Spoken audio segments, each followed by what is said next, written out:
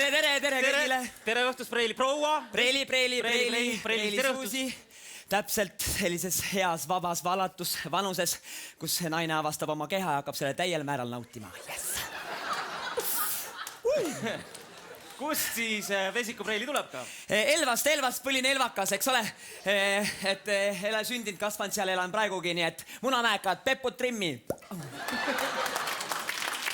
Millega siis Preili Vesik seal Elvas tegeleb? Treener, body pump, body combat, topelt body pump, triple body pump, zumba, spinning, no you name it.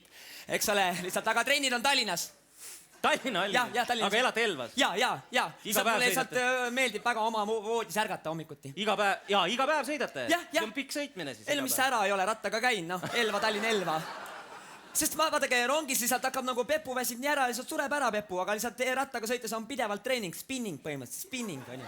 Ja vahepeal lihtsalt mõned, kui on vaja süüa, siis mõned otsad satsite ma rongiga ka. Ja. Ma kujutan ette, et vormi hoidmiseks on vaja söögiga ka ette vaadata. Muidugi süüa ainult võid. Ja, mida sa süüa võid? Ainult võid.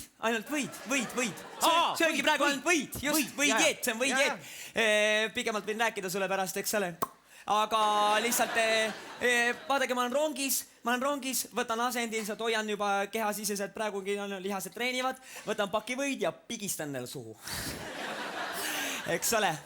Vaat, ega nagu öeldakse, ma vaatan, et sul oleks ka ausalt öeldes vaja natukene mingit trenni teha, et nagu öeldakse, et ole tühi sukk püsti ei seisa.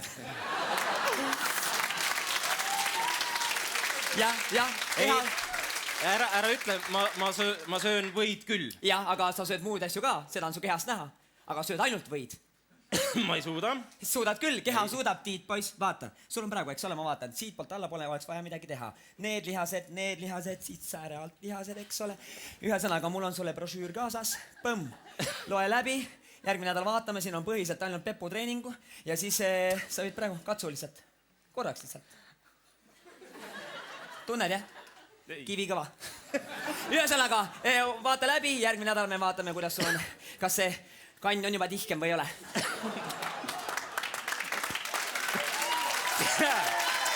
Preili Suusi Vesik!